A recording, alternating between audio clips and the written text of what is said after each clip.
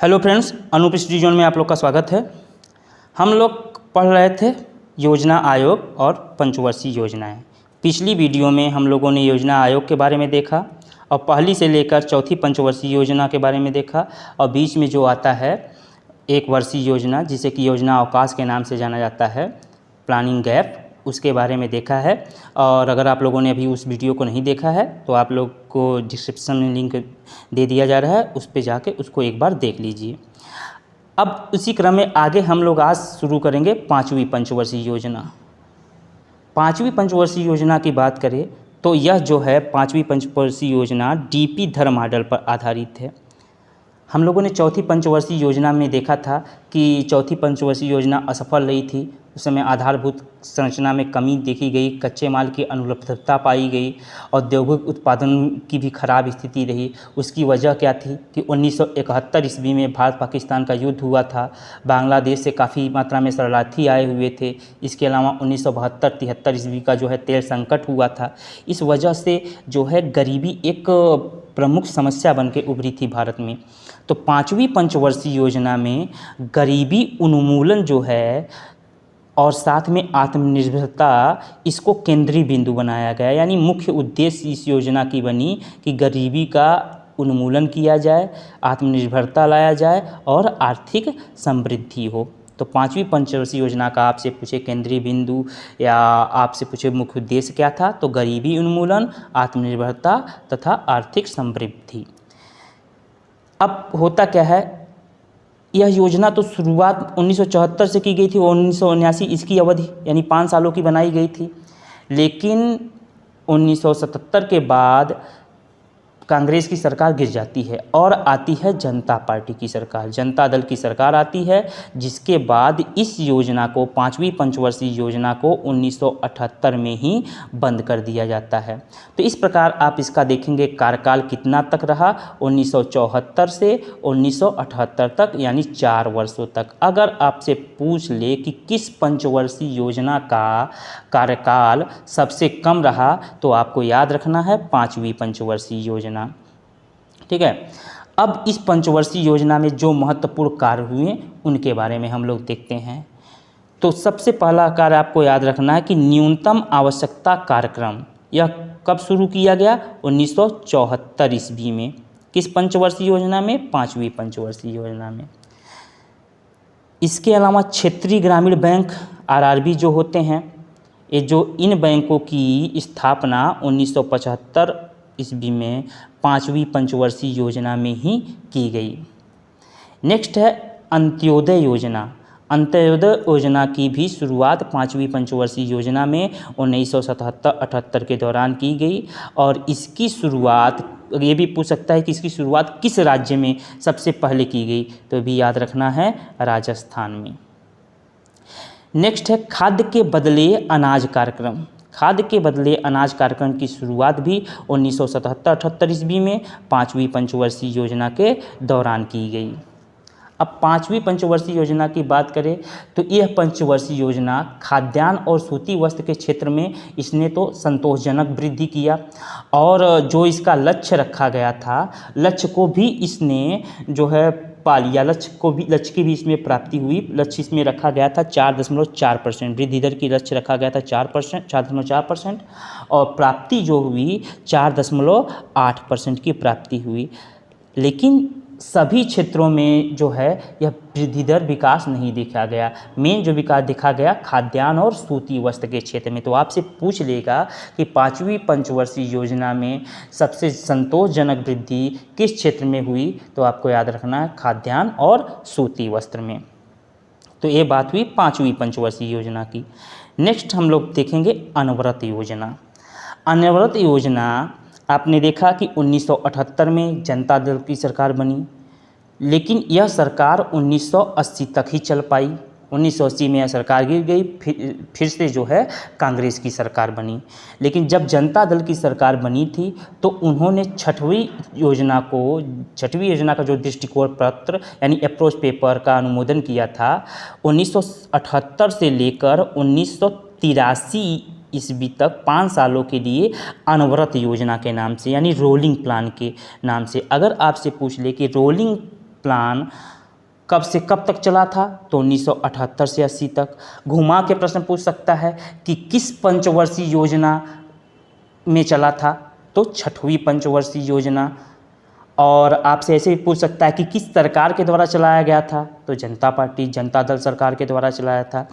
अनवरत योजना का जो प्रतिपादन किया था, यानी अनवरत योजना को जिसने प्रतिपादित किया था, उनका नाम है गुन्नार मेडल। ये भी आपसे प्रश्न पूछ सकता है, ठीक है।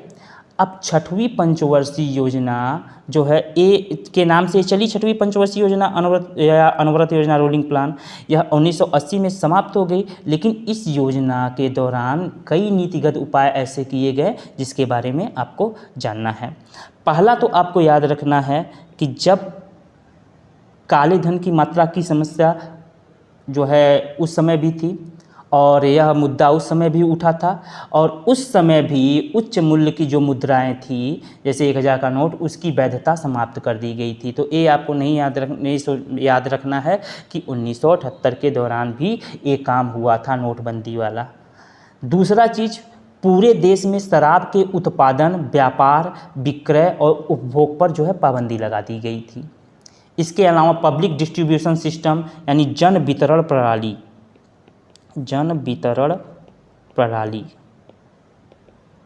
पब्लिक डिस्ट्रीब्यूशन सिस्टम में अनाज तो पहले मिलता ही था। अनाज के अलावा चीनी, किरोसिन यानी मिट्टी का तेल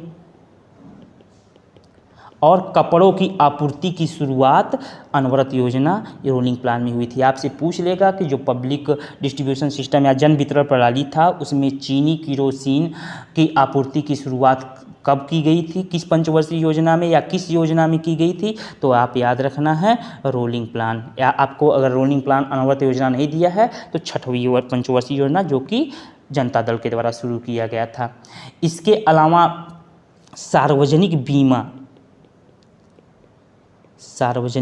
बीमा यानी पब्लिक इंश्योरेंस स्कीम की शुरुआत भी इस योजना में की गई, ठीक है। बाकी 1979 में ग्रामीण युवा स्वरोजगार प्रशिक्षण कार्यक्रम, जिसे कि ट्राइसेम के नाम इसका शार्ट नाम था, की शुरुआत की गई, और इसे 1999 में स्वर्ण जयंती ग्राम स्वरोजगार योजना में शामिल कर लिया गया। ये बात हुई 6वीं पंचवर्षीय योजना की, जो कि जनता दल के सरकार थी। और इसके अलावा एक और चीज़ कि जब इसके जस्ट पहले जब कांग्रेस की सरकार थी, तो उन्होंने 42वां संविधान संशोधन किया था, जिसको कि हम लोग पॉलिटिक्स में पढ़ेंगे। इसमें काफ़ी संशोधन किए गए थे, इसलिए इसको मिनी संविधान भी कहा जाता है। तो जनता दल जब चुनाव हो रहा था, तो वह उसका एक मुद्दा यह भी था कि यह जब गवर्नमेंट बनेगी तो 42वें संविधान संशोधन को पलट देगी। 42वां संविधान संशोधन जो था वह केंद्रीकरण यानी सेंट्रलाइजेशन की प्रवृत्ति को दिखाता था, और उसको बदल के विकेंद्रीकरण करने का इन्होंने वादा किया था। और इसीलिए जब इनकी गवर्नमेंट आई तो 44वां संविधान संशोधन भी इसी योजना के दौरान किया गया। हालांकि वह इसका हिस्सा नहीं था, वह उनका चुनावी मुद्दा था।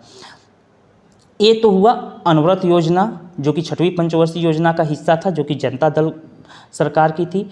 अब 1980 में जनता दल की सरकार फिर से गिर गई, जिसके बाद अनवरत योजना को यानी रोलिंग प्लान को कांग्रेस सरकार के द्वारा 1980 में समाप्त कर दिया गया, और 1980 में 6वीं पंचवर्षीय योजना फिर से बनाई गई, 1980 से 1985 की कार्यकाल तक।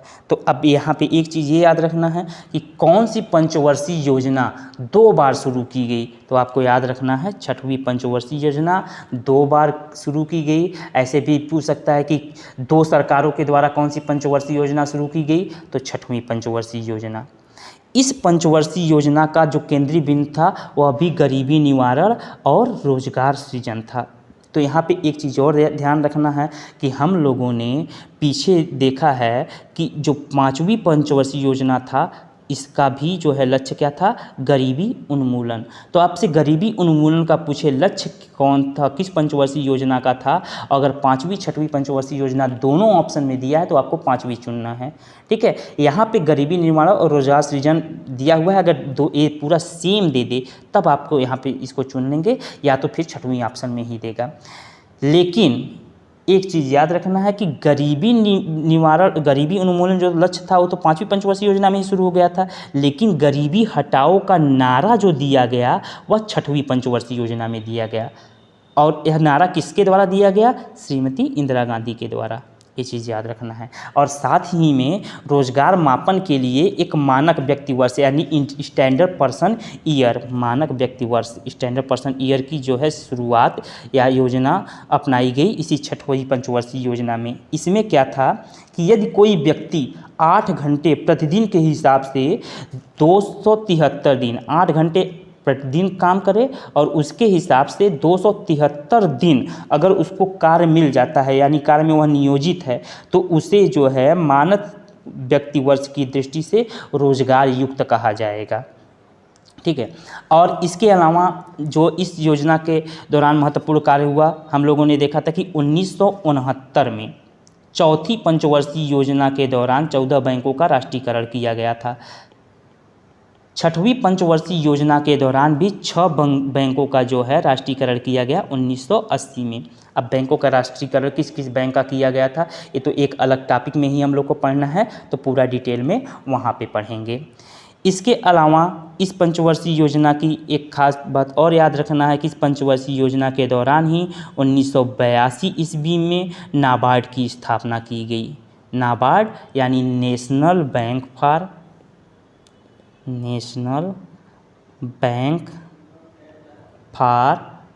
Agriculture and rural development.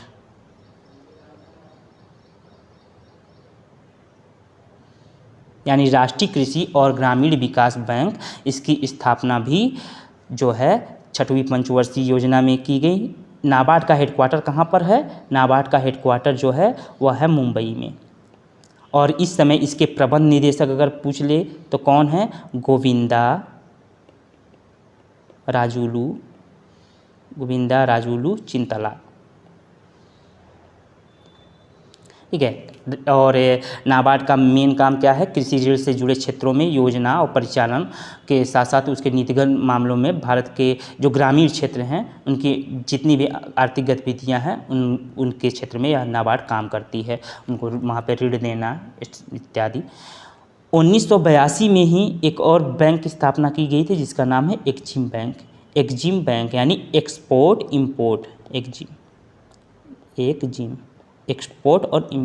Import bank की स्थापना भी 1982 ईस्वी में 6वीं पंचवर्षीय योजना के दौरान ही की गई थी। 6वीं पंचवर्षीय योजना के लक्ष्य की बात करें तो 6वीं पंचवर्षीय योजना में जो लक्ष्य रखा गया था वह रखा गया था 5.2%, 5.2%। और प्राप्ति कितनी की हुई? 5.4% की, यानी यह अपने लक्ष्य को प्राप्ति करने में सफल रही। इसके अलावा अगर इसकी 6वीं पंचवर्षीय योजना की विशिष्ट बात यह करें तो इस योजना में गरीबी और बेरोजगारी संबंधित सबसे अधिक कार्यक्रम, इसके पहले के कार्यक्रम जितने भी शुरू किए गए थे योजनाओं में सबसे ज़्यादा गरीबी और बेरोजगारी से संबंधित कार्यक्रम 6वीं पंचवर्षीय योजना में ही शुरू की गई। नेक्स्ट हम लोग देखते हैं 7वीं पंचवर्षीय योजना।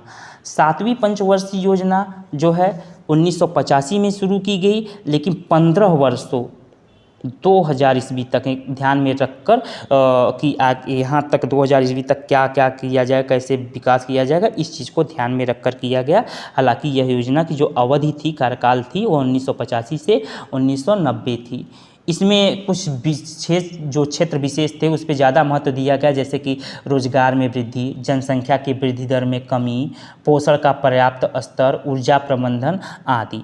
और इस योजना का जो मुख्य उद्देश्य रखा गया था यानी केंद्रीय बिंदु रखा गया था वह था समृद्धि, आधुनिकीकरण, आत्मनिर्भरता और सामाजिक न्याय। अब इस योजना के दौरान जो महत्वपूर्ण काम किए गए उसके बारे में देखते हैं। 1986 ईस्वी में डाक विभाग में स्पीड पोस्ट की व्यवस्था की शुरुआत की गई, यानी डाक विभाग में जो स्पीड पोस्ट होता है उसकी शुरुआत 1986 ईस्वी में की गई थी 7वीं पंचवर्षीय योजना के दौरान।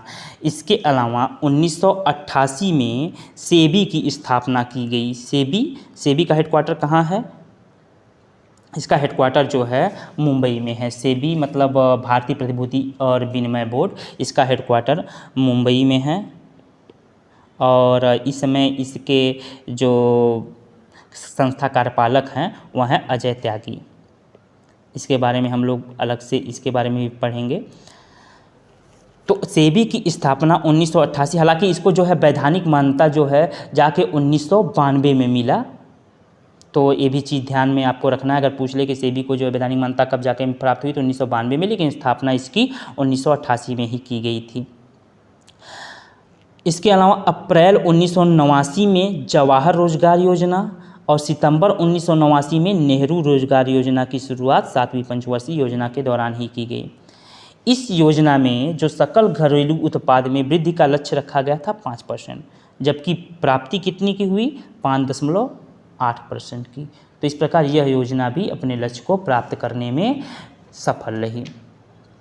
अब यहाँ से हम लोग जो है पंचवर्षीय योजना को स्टॉप करेंगे, क्योंकि अभी क्या होगा 1991 का आर्थिक सुधार।